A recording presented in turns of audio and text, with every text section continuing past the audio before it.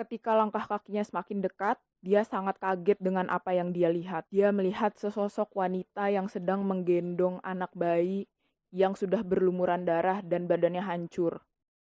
Tapi lagi-lagi dia dikejutkan dengan sosok Mbak Rina yang sedang berjalan kurang dari 1 meter di depannya dia.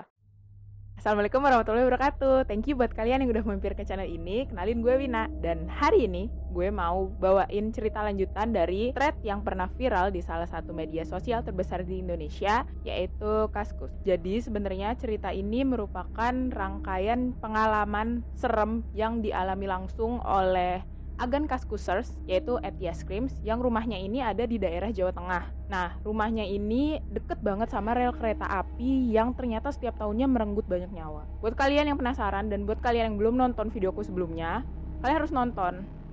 Bisa klik di sini. Nanti editornya tolong di sini. Nggak bisa dimunculin di sini apa?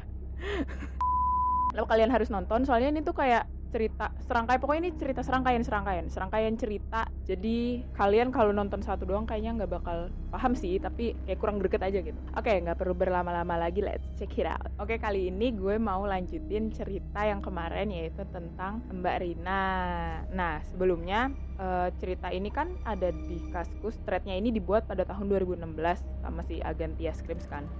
Nah, selama proses pembuatan, proses pengetikan, proses pengerjaan thread ini, si agen ini kerap kali diganggu, diteror mulu, entah sama Mbak Rina atau sama makhluk sosok lain yang lagi si agen tulis ceritanya di Kaskus itu. Nah, terornya kayak gimana sih?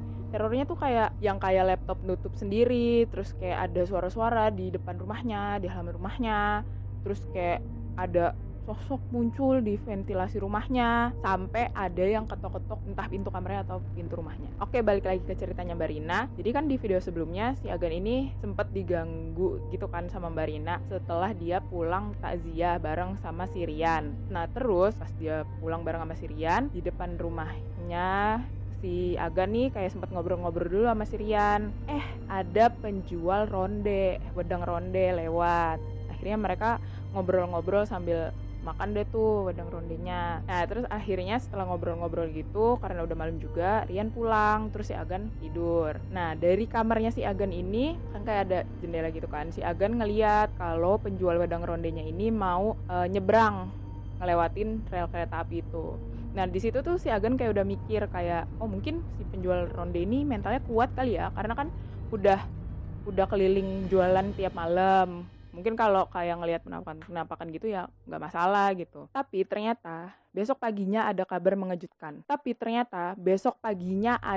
mengejutkan.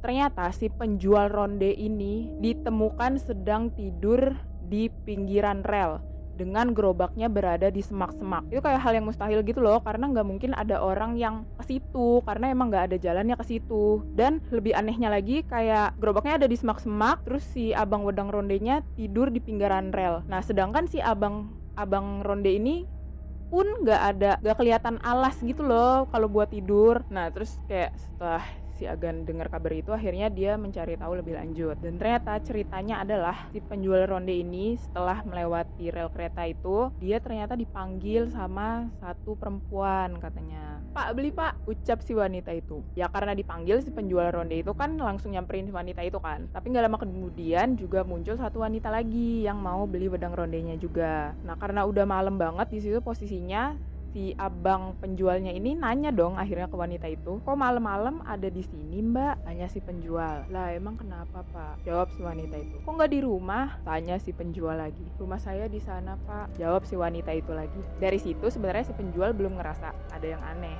karena ada satu perempuan lagi kan yang beli dagangannya dia juga. Tapi kayaknya nih dua perempuan ini nggak saling kenal, soalnya mereka juga nggak saling nyapa.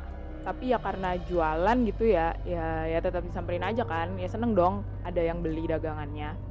Terus akhirnya si abang ini juga nanya ke wanita yang satunya lagi, "Pulang kemana Mbak?" "Di sana Pak rumahnya," jawab si wanita itu sambil menunjuk ke arah yang sama dengan yang ditunjuk wanita sebelumnya. "Loh, tetanggaan dong sama Mbak yang ini?" Tanya si penjual lagi. "Saya penduduk baru di sini Pak," jawab si wanita itu lagi. Bawel ya penjualnya. Setelah penjual ini melayani dua wanita tersebut sambil nunggu mangkok wedang rondenya, si abang ini duduk di atas pondasi kali irigasi. Sambil ngitung-ngitung duit, dia nungguin terus mangkoknya. Tapi gak lama kemudian, dia dengar ada suara bayi nangis di sekitar rel. Si penjual otomatis kaget, terus bingung juga kenapa ada suara bayi malam-malam kayak gini di pinggiran rel lagi. Terus pas dia mau nanya ke mbak-mbak yang beli itu, ternyata mbak-mbaknya udah gak ada. Dan si abangnya ini langsung melangkahkan kakinya ke semak-semak ilalang di pinggiran rel. Ketika langkah kakinya semakin dekat, dia sangat kaget dengan apa yang dia lihat. Dia melihat sesosok wanita yang sedang menggendong anak bayi yang sudah berlumuran darah dan badannya hancur. Dan wajah wanita yang menggendong sudah sangat pucat dan matanya putih semua. Dari belakang wanita tersebut muncul satu wanita lagi berwajah hancur, dengan badan berlumuran darah dan mata melotot memandangi penjual wedang ronde itu sampai akhirnya penjual itu pingsan. Dan ternyata sosok penampakan yang dia lihat adalah dua wanita yang membeli wedang rondenya tapi dengan wajah yang tidak seram. Ngeri banget gak sih guys? Lagi jualan enak-enak tapi ternyata yang beli bukan manusia. Nah, setelah kejadian itu, akhirnya para warga mengadakan pengajian di sekitaran, di pinggir rel. Kanan kiri relnya diadakan pengajian setiap malam 17 Agustus. Dan untuk gerobak si abang wedang ronde yang ditemukan di semak-semak itu kayak nggak tahu, nggak ada alasan aja kenapa dia bisa ada di situ.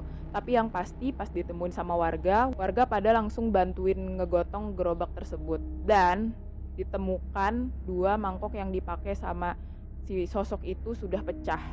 Next, masih dengan cerita Mbak Rina. Jadi cerita ini dialami langsung oleh seorang pria, kita panggil aja Benny.